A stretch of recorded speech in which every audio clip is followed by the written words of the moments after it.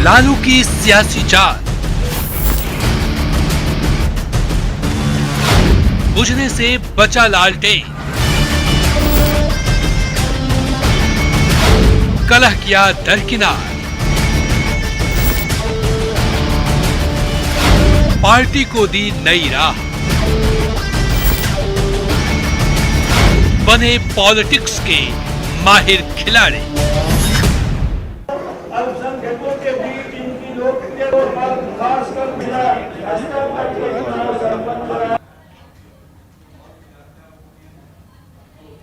नमस्कार, आप देख रहे हैं अपना बिहार। मैं हूं शुभ मिश्रा आपके साथ। चलिए करते हैं बुलेटिन की शुरुआत। और सियासत में ना तो कोई दोस्त होता है और ना ही कोई दुश्मन। सियासी पिच पर सिर्फ और सिर्फ विचारधारा की लड़ाई होती है। विचार मिले तो दोस्त, नहीं तो दुश्मन। आरजेडी के प्रदेश अध्यक्ष जगदानंद सिंह भी वैचारिक मतभेद के चलते पार्टी से नाराज थे और ऐसे में पॉलिटिक्स के माहिर खिलाड़ी लालू प्रसाद ने एक चाल चली और मान गए बाबू। लालू प्रसाद आज किडनी ट्रांसप्लांट के लिए सिंगापुर जा रहे हैं और उससे पहले लालू प्रसाद ने पार्टी के अंदर और बाहर उन तमाम कड़वाहटों को खत्म कर दिया है जिससे उनकी पार्टी को नुकसान होता और उनकी गैर हाजिरी में बेटे और डिप्टी सीएम तेजस्वी के साथ कोई छल ना हो जाए, पार्टी पर कोई मुसीबत ना आन पड़े, कोई तोड़फोड़ ना हो जाए, इसके लिए फुल प्रूफ प्लान तैयार कर दिया गया। लालू प्रसाद ने न सिर्फ प्रदेश अध्यक्ष जगदानंद सिंह की नाराजगी को दूर किया बल्कि राष्ट्रीय कार्यकारिणी का गठन भी कर दिया। और इतना ही नहीं, एक बड़ा फैसला लेते हुए उन्होंने इस बार 4 राष्ट्रीय उपाध्यक्ष भी बनाए हैं। अब्दुल बारिश सिद्दीकी को राष्ट्रीय प्रधान महासचिव बनाया गया है। तो पार्टी की कड़वाहट दूर करने की कोशिश आरजेडी सुप्रीमो लालू प्रसाद यादव की तरफ से की गई है और आज ही वो सिंगापुर के लिए रवाना हो रहे हैं। और इससे पहले पूरी कोशिश की गई है कि पार्टी के भीतर किसी भी तरह का नुकसान ना पहुंचे। ये जिम्मेदारी खुद लालू प्रसाद यादव ने अपने कंधों पर उठाई। और चलिए अब सिलसिलेवार तरीके से बताते हैं कि लालू के मास्टर स्ट्रोक के बारे में। सिंगापुर जाने से पहले उन्होंने कड़वाहट खत्म कर दी है। पार्टी के भीतर जगदानंद सिंह नाराज थे और कई महीनों से वो पार्टी दफ्तर भी नहीं पहुंच रहे थे। जगदानंद सिंह की नाराजगी दूर उन्होंने कर दी और तेजस्वी को चले जाने से बचा भी लिया है। मुसीबत के लिए उन्होंने फुल प्रूफ प्लान तैयार किया। किसी भी तरह की कोई भी परेशानी पार्टी के भीतर ना हो, किसी तरह का कोई नुकसान पार्टी के लोगों को ना पहुंचे, किसी तरह के छल कपट में तेजस्वी ना फंसे, इसकी पूरी कोशिश आरजेडी सुप्रीमो लालू प्रसाद यादव से की गई। और यही वजह है कि जगदानंद सिंह से मुलाकात हुई और बात बन गई। राष्ट्रीय कार्यकारिणी का खाका खींचा गया। 4 राष्ट्रीय उपाध्यक्ष बनाने का अहम फैसला आरजेडी सुप्रीमो लालू प्रसाद यादव ने लिया। आज वो सिंगापुर जाने वाले हैं और इससे ठीक पहले ये एक बड़ा और अहम फैसला उनकी तरफ से लिया गया है। और चलिए अब ये भी जान लीजिए कि लालू प्रसाद ने जगदानंद सिंह को क्यों प्रदेश अध्यक्ष बने रहने को कहा है। दरअसल जगदानंद सिंह एक जन आधार वाले नेता हैं। लालू प्रसाद के बड़े ही वफादार माने जाते हैं और आज से नहीं, कई वर्षों से वो पार्टी की सेवा कर रहे हैं, पार्टी के कार्यकर्ताओं से जुड़े हुए हैं। हर कोई उनसे परिचित है और अनुशासन को वो काफी ज्यादा पसंद करते हैं। युवाओं और वरिष्ठ के बीच सेतु की तरह वो हमेशा खड़े रहते हैं। सोशल इंजीनियरिंग के माहिर खिलाड़ी हैं जगदानंद सिंह और स्वर्ण चेहरे के तौर पर एक अहम जिम्मेदारी उनके कंधों पर है और स्वर्ण चेहरे के तौर पर वो जाने भी जाते हैं। दूसरी जातियों में भी उनकी अच्छी पकड़ है और अनुशासन के मामले में वो बेहद सख्त है। और यही वजह है कि कुल मिलाकर लालू प्रसाद यादव जगदानंद सिंह को मनाने में लगातार लगे हुए थे कि पार्टी को कोई आने वाले वक्त में नुकसान ना पहुंचे। पार्टी की दारोमदार उनके कंधों पर है और यही वजह है कि जगदानंद सिंह की नाराजगी अब दूर कर दी गई है। मास्टर स्ट्रोक और जगदानंद क्यों जरूरी है, लालू प्रसाद यादव ने ये चाल क्यों चली, ये भी जानना आपके लिए जरूरी हो जाता है। आरजेडी राष्ट्रीय कार्यकारिणी में किन प्रमुख चेहरों को क्या जिम्मेदारी मिली है, इसकी भी पूरी जानकारी हम आपको देते हैं। लालू ने 85 सदस्यों का राष्ट्रीय कार्यकारिणी का गठन किया है। अध्यक्ष खुद लालू प्रसाद यादव है। उपाध्यक्ष के तौर पर बिहार की पूर्व मुख्यमंत्री और उनकी पत्नी राबड़ी देवी, शिवानंद तिवारी, साथ ही साथ देवेंद्र यादव, उदय नारायण चौधरी और बिहार के प्रदेश अध्यक्ष बनाए गए हैं आरजेडी के जगदानंद सिंह। साथ ही कार्यकारिणी सदस्यों की बात कर ले तो उसमें पहला नाम उनके छोटे बेटे और बिहार के डिप्टी सीएम तेजस्वी यादव का है और राष्ट्रीय प्रधान महासचिव के तौर पर कार्यरत रहेंगे अब्दुल बारिश सिद्दीकी। राष्ट्रीय महासचिव भोला यादव को बनाया गया। जयप्रकाश यादव, कांति सिंह और श्याम रजक। ये पार्टी के वो प्रमुख लोग हैं जो पार्टी की जिम्मेदारी पूरे बखूबी निभाएंगे और पार्टी में किसी तरह की कोई परेशानी ना हो, इसकी जिम्मेदारी लालू प्रसाद यादव ने इन लोगों के कंधों पर रखी है। और लालू की मास्टर स्ट्रोक पर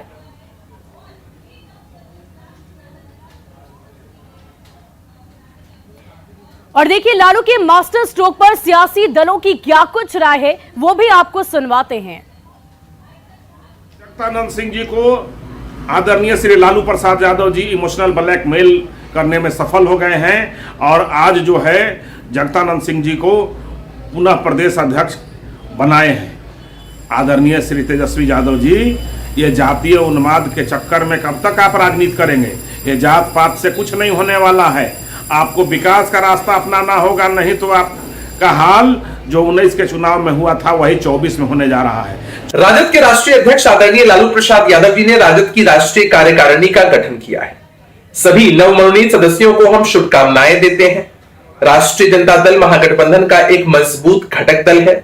वैसे तो संगठन से जुड़े कोई भी मामले किसी भी दल के लिए आंतरिक मामले होते हैं, लेकिन जब कोई घटक दल संगठनिक रूप से मजबूत होता है तो निश्चित रूप से गठबंधन को भी मजबूत। राष्ट्रीय जनता दल में ऑल इज वेल है।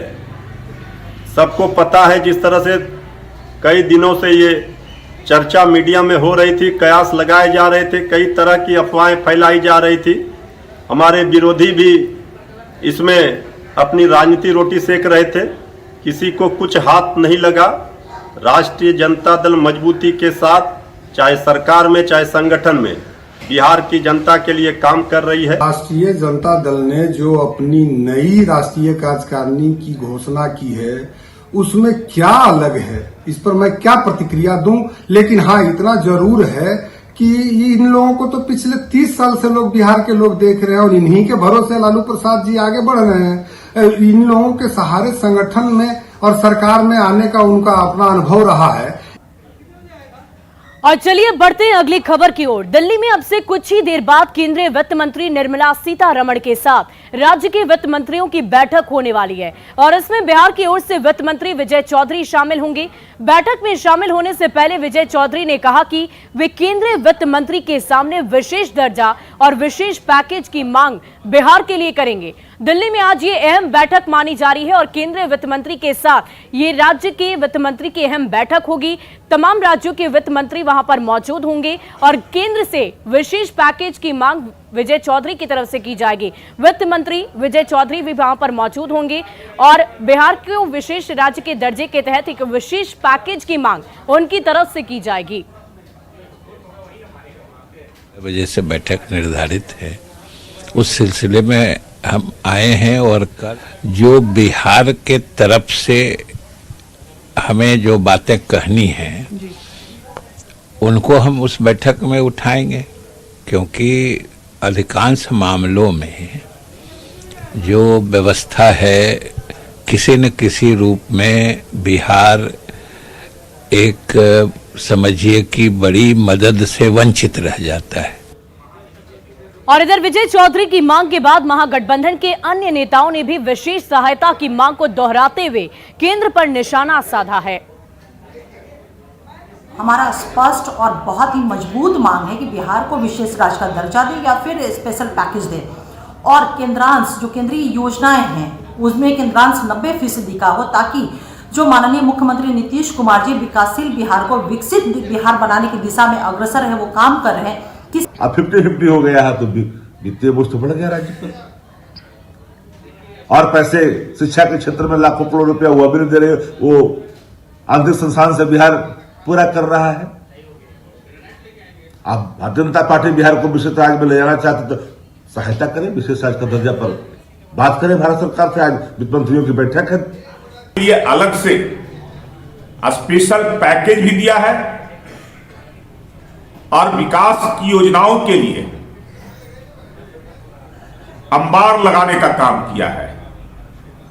और जब केंद्रीय करों में राज्यों की हिस्सेदारी बढ़ाया गया तो उसका लाभ तो राज्य सरकार को हो रहा है, लेकिन उसके बावजूद केवल केंद्र पर आत्मनिर्भर रहना ये राज्य सरकार की अक्षमता को दर्शाती है। सवा लाख करोड़ रुपए का विशेष पैकेज पहले ही दिया गया था। आज पुनः जो राज्य सरकार ये मांग कर रही है विशेष पैकेज की, यह पूरी तरह से राजनीति से प्रेरित है।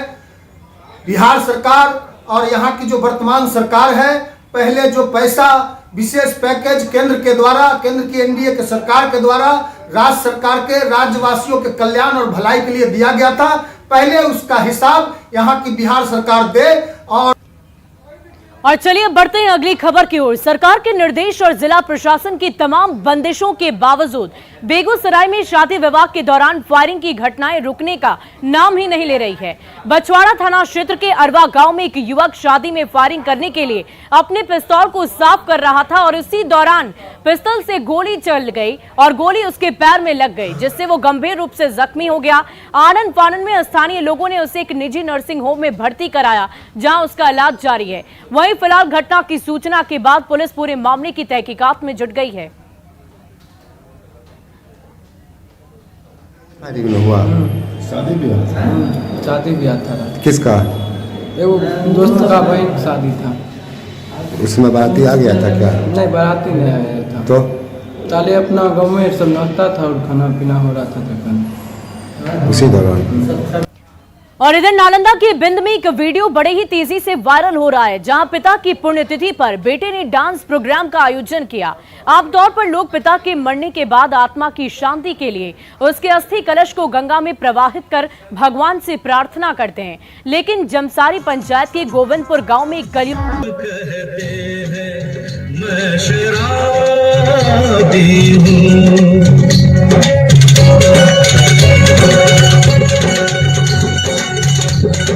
किसी पे हुस्न का जवानी का नशा, किसी के दिल पे मोहब्बत की। और सिवान में मारपीट का एक वीडियो बड़ी ही तेजी से सोशल मीडिया पर वायरल हो रहा है। ये वीडियो मैरवा थाना क्षेत्र के इंग्लिशपुर गांव का बताया जा रहा। हालांकि न्यूज 18 इस वायरल वीडियो की पुष्टि नहीं करता। बताया ये जा रहा है कि दो पट्टीदारों के बीच भूमि को लेकर विवाद चल रहा था, जिसको लेकर ये मारपीट की घटना घटी। फिलहाल पुलिस इस पूरे मामले की तहकीकात में जुटी हुई है।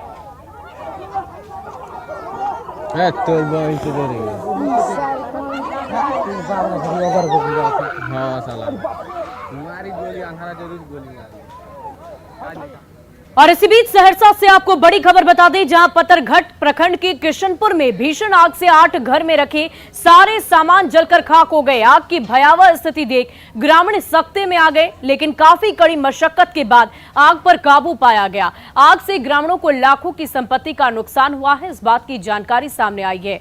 तो ये बड़ी जानकारी आपको दे रहे हैं। 8 घर के सारे सामान जलकर खाक हो गए हैं। ये तस्वीरें देखकर आप अंदाजा लगा सकते हैं कि आग कितनी भयावह थी और 8 घर के सारे सामान जलकर खाक हो गए। लाखों की संपत्ति के नुकसान की खबर है।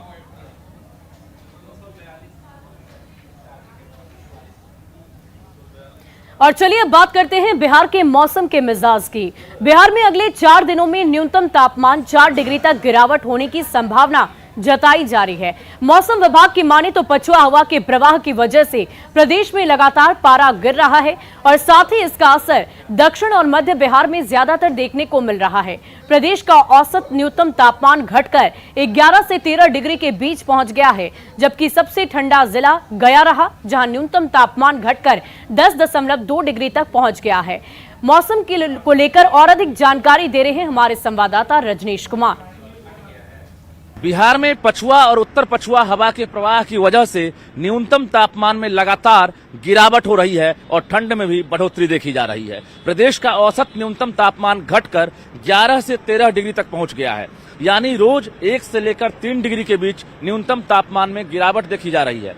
मौसम विभाग की माने तो अगले 72 घंटे में भी पछुआ हवा का प्रवाह बना रहेगा और मध्य बिहार के साथ साथ दक्षिण बिहार और कई जिलों में जो न्यूनतम तापमान है उसमें 4 डिग्री तक गिरावट हो सकती है। यानी सुबह के वक्त कोहरा भी छाया रहेगा, जिससे सड़क यातायात, हवाई सेवा और रेल सेवा भी प्रभावित हो सकता है।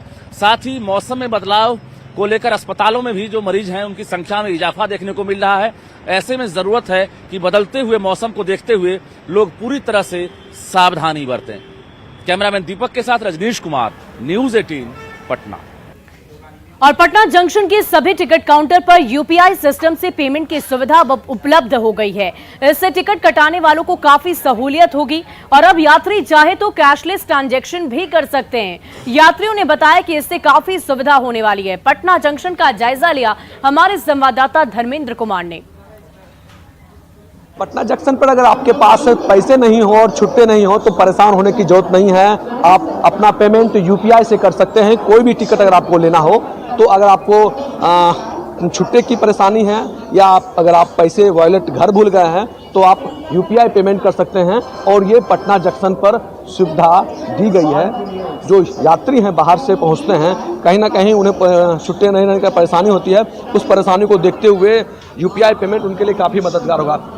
कितना अच्छा होगा यूपीआई पेमेंट दिया गया है टिकट काउंटर पर? मतलब जनरली स्टूडेंट के लिए तो अच्छा हुआ, क्योंकि हम लोग के पास 18+ नहीं है तो एटीएम नहीं रहता है, तो यूपीआई वगैरह से पेमेंट आसानी से हो जाता है। कैश कैरी करना, गुम होने का डर नहीं रहता है कैश। टिकट काउंटर पर समस्या होती थी कि छुट्टे रहने का बड़ा परेशानी। हाँ, बहुत रहता था कि लाइन में फिर वापस लग जाना पड़ता था कि कैश नहीं है, 10 रुपये कम है, ज़्यादा है उसके लिए, तो फ़ायदा बहुत है हम लोग को उससे।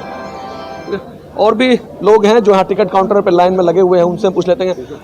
यूपीआई पेमेंट हो गया है यहाँ पर, तो कितना अच्छा है? जी, ये बहुत अच्छा काम किया है, क्योंकि कैश अभी बहुत कम आदमी के पास रहता है। जी यूपीआई करने से आदमी को बहुत हेल्पफुल मिल रहा है। तो आपने सुना जो लोग यहाँ टिकट काउंटर में टिकट ले रहे थे, उनका कहना है कि इस तरह की सुविधा लोगों के पास अगर छुट्टे नहीं होते हैं तो काफ़ी परेशानी होती है टिकट लेने में, और यूपीआई पेमेंट हो जाने से अब कम से कम उन्हें इस तरह की परेशानियों का सामना नहीं करना पड़ेगा। अपने वॉलेट के नहीं रहने पर भी वो लोग पेमेंट कर सकते हैं और टिकट ले सकते हैं और लंबी लाइन में लगने से बच भी सकते हैं। न्यूज़ 18 के लिए पटना से धर्मेंद्र कुमार।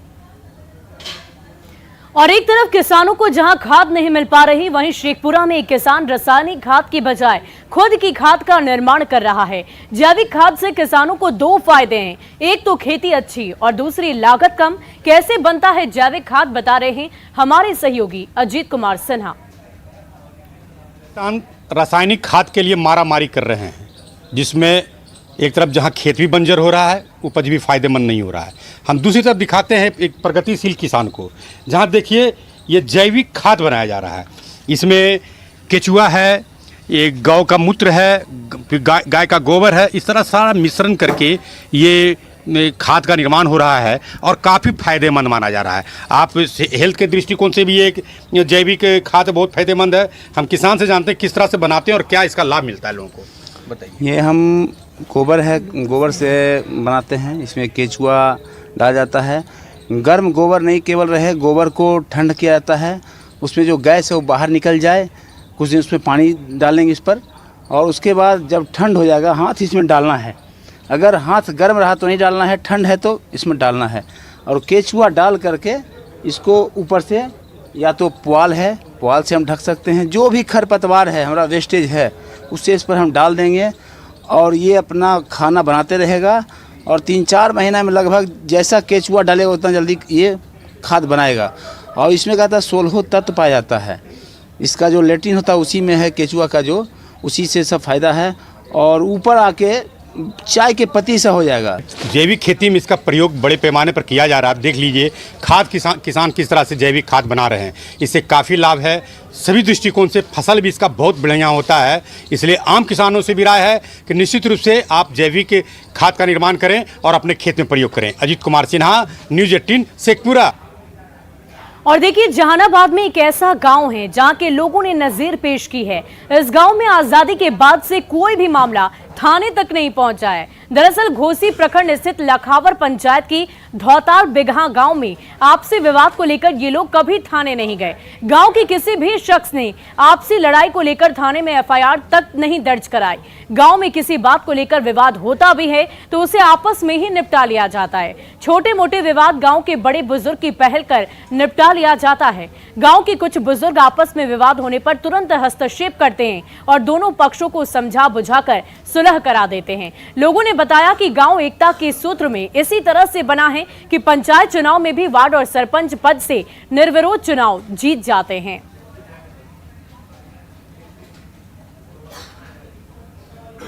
और फिलहाल इस बुलेटिन में अभी के लिए बस इतना ही, लेकिन न्यूज़ 18 बिहार झारखंड पर खबरों का सिलसिला लगातार जारी है।